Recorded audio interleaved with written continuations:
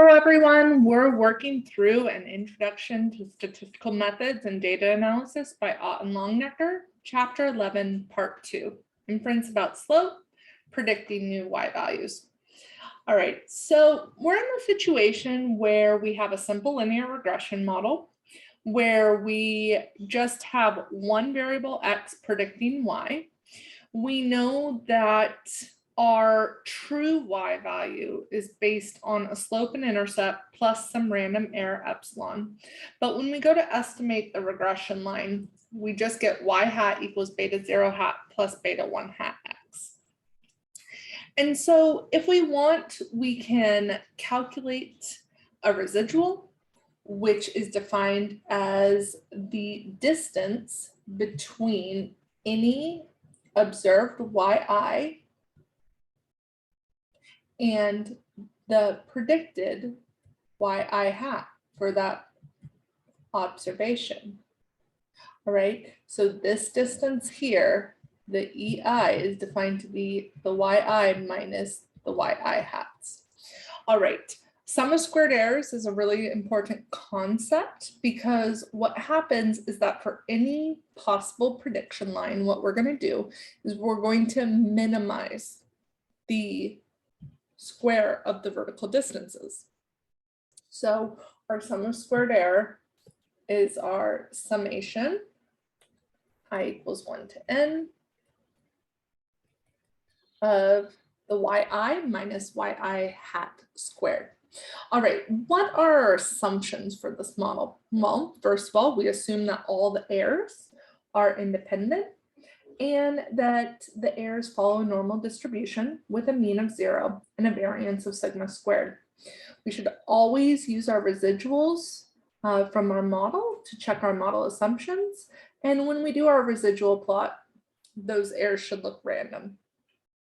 All right, a new definition is the residual standard deviation.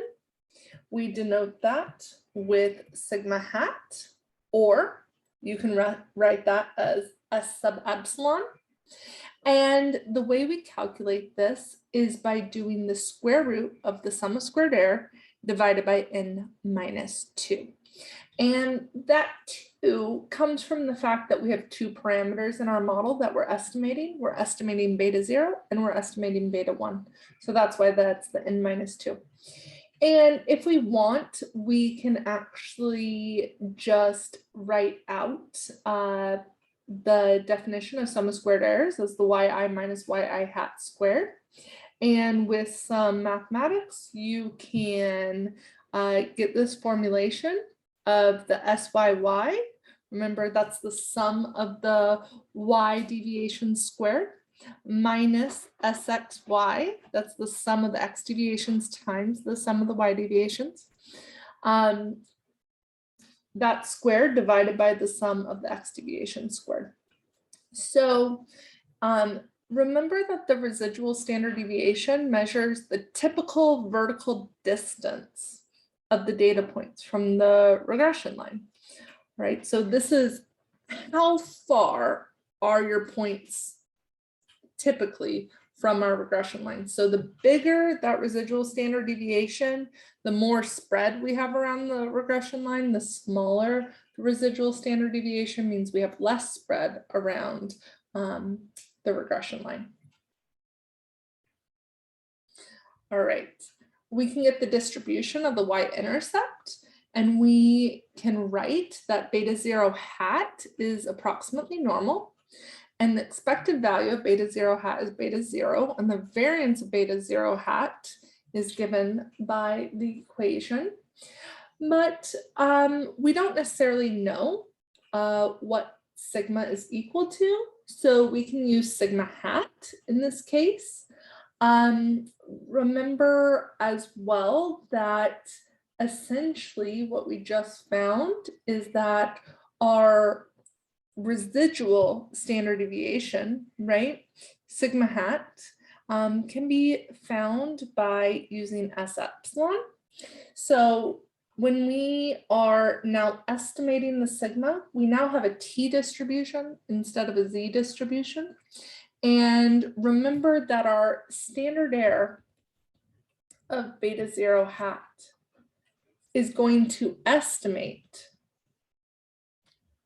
the standard deviation of beta 0 hat, okay? Because essentially here, if we look at our standard error, right, we have S sub epsilon times the square root of 1 over n plus x bar squared divided by SXX, whereas our standard deviation of beta 0 hat was equal to sigma times the square root of 1 over n plus x bar squared over SXX. All right. We can similarly get the distribution of the slope. If we knew what sigma squared was, beta 1 hat would follow an approximately normal distribution with the expected value of beta 1 hat equaling beta 1 and the variance of beta 1 hat being given by sigma squared divided by SXX. But if we don't know sigma, we can estimate sigma with sigma hat, otherwise known as our residual standard deviation, S epsilon. And then we get that beta 1 hat is a t distribution, right? And once again, our degrees of freedom in this case in -2 because we're estimating beta 0 and we're estimating beta 1. So the degrees of freedom becomes in -2. So if we want to get a confidence interval for the slope, we can do this in the regular way, right? So we know that our beta 1 hat is not perfectly measured, but it's a t distribution. So we can get our t critical value. And remember, our critical value will be based on the degrees of freedom. So we have n -2 degrees of freedom in this case. And then we have to multiply by the standard error of beta 1 hat. So that's why the equation to the left says beta 1 hat plus or minus our critical value at n -2 degrees of freedom times S epsilon divided by the square root of SXX. All right. Similarly, we can do a hypothesis test, HO. Our slope is equal to 0. HA, our slope is different than 0. And in general, to get our test statistic, since we have a t distribution, we get a t test statistic. And we're going to take our statistic, beta 1 hat. We're going to subtract our hypothesized value for beta 1, which is 0. And we're going to divide that by the standard error of beta 1 hat.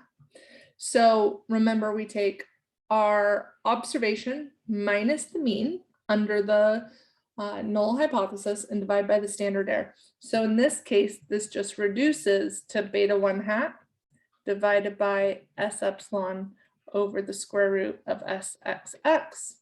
We're going to compare this to a t distribution with n -2 degrees of freedom, because that's how many degrees of freedom we have. All right, let's do an example. Let's carry this out in R because I think it'll be much easier.